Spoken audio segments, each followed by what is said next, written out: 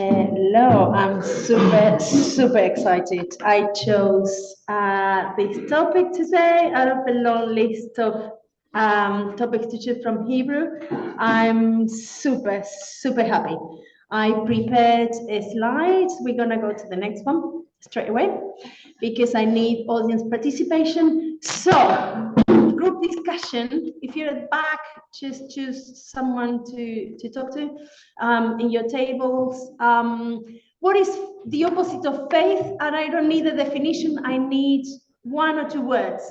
The opposite of faith. One word, no definition.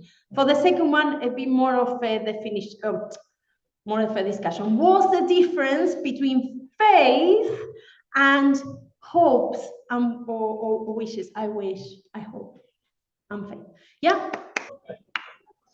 Table when Matthew is and Casey and all of that, those lovely people. What is the opposite of faith? What is the opposite of faith in one word or two? What is? No? Yeah? Yeah. One word? Yeah. What is the opposite of faith?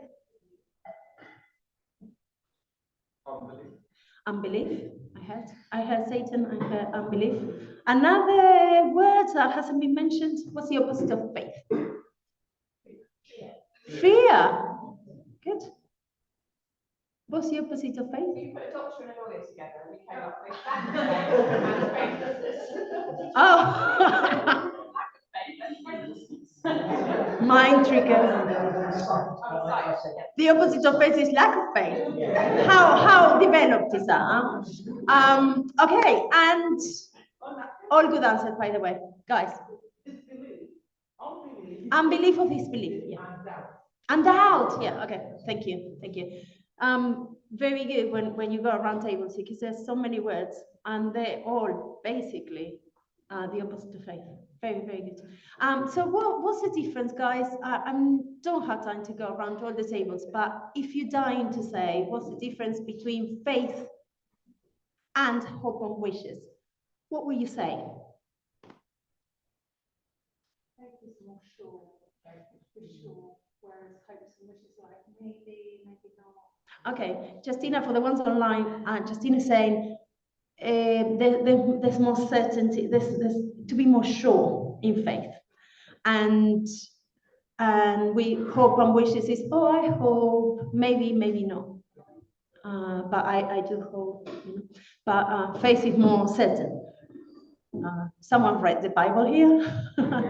Any more? One more kind of difference between faith and hope and wishes. Action. Faith is action. Okay, yeah. While hope is just hope and wishes is more what? Yeah. Okay, so let's go to the next slide and see the right answers actually. No, I'm just really joking. So the opposite of faith is unbelief, skepticism, doubt. The list is long. Lack of faith, someone said. But it's just the incapacity to believe. Now I wanna introduce faith, just still thinking like the definition, right? The introduction. We're not going to the Bible just yet, but faith is the difference. When you hope, you just hope, right? Or you have a wishful thinking. Oh, I wish that, I wish it goes well. Faith is placed in someone. Well, sometimes, to be fair, you can say, I have faith in the system, but usually it's bigger than you, higher than you. You don't wish upon well, you can wish upon a star, apparently, in pop songs, but in God terms, faith is placed into someone bigger. It's not up to you, is it? You have faith In him. Let's go to the real answer. So we please our, Hebrews 1, chapter 1 and 1 and 2 says, now faith is being sure, what Justina saying, is being certain of what we hope for and certain of we do not see. This is what the ancients were commended for. This is what the ancients were commended for.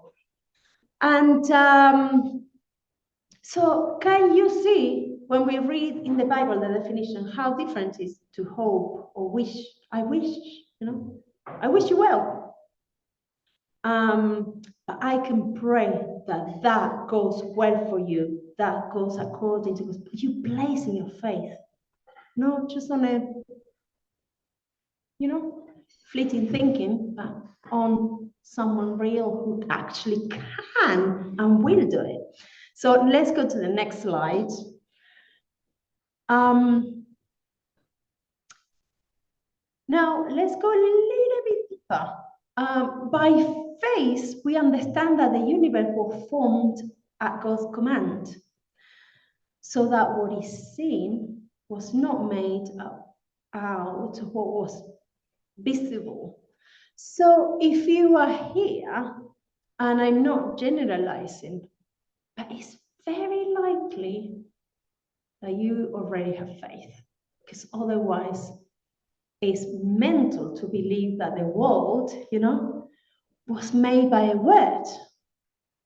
It's not mental, actually. We were watching a documentary yesterday by John Lennox, and it makes much more sense than an explosion. But if you are here, you already have faith. If you ever prayed, or if you pray at home, you already have faith, because you're placing your trust somewhere bigger. That, my friends, is faith. Let's carry on. So, nice quote, and it says, praying without faith is like trying to illuminate an electric light without believing in electricity.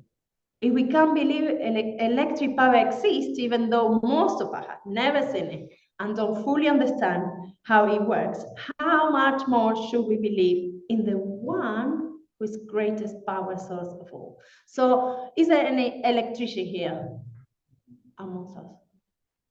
Oh, guys, we need an electrician. Sorry to hear that. So yeah, I did have an experience with electricity. I think I was about 8 years old, and in Argentina we have a system, like you have 3 kind of holes to plug in. In Argentina, it's only 2 and round, and you don't have the knob to turn it off. Just health and safety is not a priority, basically. But I decided, I don't know, curiosity, right? I decided to put 2 little keys, the ones that are for padlocks, in the holes, and don't do that at home.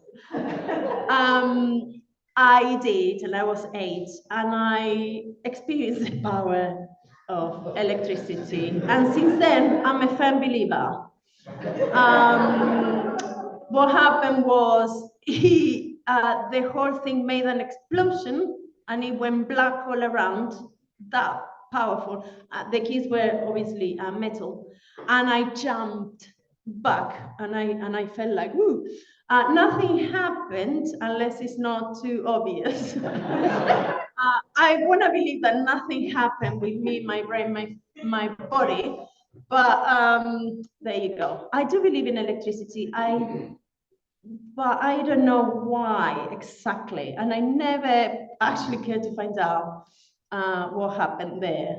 But I never turn it again. I have a strong faith in electricity. I have a strong faith that when we pray, we connect with Him who hears. Not only has the power, but has the love. Electricity does not have love for you. God does. God does. Let's go ahead.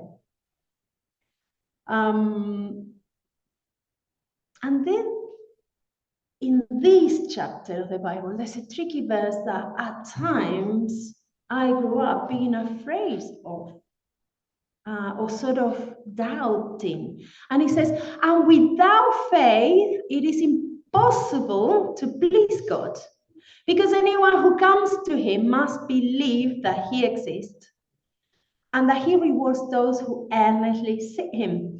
So the bit I was afraid of, it was a broken verse. See, I was reading just that bit of the verse, and it says, and without faith, it's impossible to please God. So I thought if I couldn't raise someone from the dead, I couldn't please God because I didn't have faith enough, right? Or if I prayed and I was not sure that, completely convinced that that miracle will heal someone, or that financial prayer that I was praying intensely didn't happen, then I didn't have faith. Therefore, I could not possibly please God. So I kind of had to overcome that. So I had two questions for you. If you like me, have you ever said, I don't have faith, or I don't have faith for this, or I wish I had more faith, right?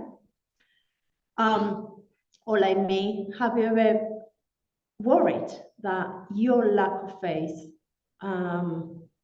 doesn't please God? Have you ever worried? Oh, you know, I'll let it go down. I don't have faith, or I don't have enough faith. And then the second part of this verse, that's why I put the doubt questions next to the truth. And it says, because anyone who comes to him must believe that he exists. So does anyone here believes that God exists? I give you that much, okay? Is that all? And then you're pleasing God because you have faith. Is that all? I thought you had to have the faith to raise the dead. Oh, I thought you had to have such faith that will impress God. Anything lower than that is not faith, you know? Oh, here we go again, I'm displeasing God. Anyone who comes to God must believe he exists. So we're on the right track, people, today. So when we pray, basically we look at him who can break through, who can do things, who can lift us up, who can, etc., etc. Let's go ahead. There's more. And I'm nearly here to wrap up. So a while ago, we have a good conversation with Emma. Emma, sorry to mention, but I am mentioning. And the conversation was about Moses. And we were like, wasn't it really unfair that Moses never saw, you know, he carried that heavy burden, being even an elderly man now, and leading the people to what they will enjoy. He didn't. And it seemed like God punished him and says, oh no, you're not gonna enter now. You've been promised it, but you're not gonna enter that now. And he faithfully, you know, what a leader. If you ever want to learn about leadership, please just have a good Bible study about Moses. And then I promised Emma, that's why I mentioned her. I'm mentioning her. I said, I think there's a vindication here. I'll get there soon when I cover Hebrews 11. It is possible. It is possible that God didn't punish him. Okay, well, you did it wrong now, you know, just at the last, just when you were cutting the line, crossing the line, you know, and arriving, you're out. And it seems like a punishment. However, he made it into this hall of faith, the museum of the faith. There are about a dozen people mentioned in that he has a big chunk of that chapter. And I'm not going to go there because we'll be here 15 more minutes and I want to wrap it up. Moses didn't see it, but he kept going. Oh goodness, he kept going. He didn't trust him. He didn't trust his ability to lead. He was an extraordinary, faithful, resilient leader with the most incredibly stubborn and, oh my goodness, I don't want to even go there, people. But he was commended for his faith. I wonder if all along God really wanted him to have a special place in Hebrews 11. You are in my museum of the people with the highest faith. It's not I'm going to punish you, I'm going to reward you. People are going to talk, you know. 4,000 years later, I don't know how many, they're going to talk about you. You have faith, Moses. You have faith. And he persevered because he saw him who is invisible. He persevered. He persevered. He persevered. There's many other verses. I also want to leave you with a verse. I actually was gonna talk on that person, but I promise that for another time. There's a story in the Bible of a man with a child who's suffering a lot, the family suffering, and he encounters Jesus, and the man was just in this kind of, he had hope, but not much faith. He had hope, and he had Jesus, and said, well, if you can, you know. And he tells a medical history, what they went through in the family with his child, a son. And Jesus is there, and says, the father says, if you can, you know. Jesus says, if I can.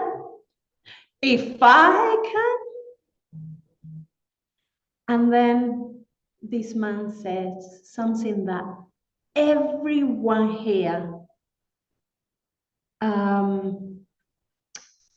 have experienced or had the power to say, help my unbelief. Help my unbelief, please. The rest is history, and it's a good one. The child gets healed. The child gets healed. Help my unbelief. So I'm gonna go to the next slide, and you might be relieved to know that this is the end. So are your prayers, we're going back to the beginning of the discussion, are your prayers based on rock solid faith, faith in Jesus, faith in him who can, or hopes and wishes? And that's not for me to answer. I have answered that question myself, but this is for you to reflect. And the song has to do with faith, but just engage and say, Lord, where am I at the moment? When I pray, do I pray to you? Do I pray believing? Or I just hope that something changed. I wish that something changed. Thank you.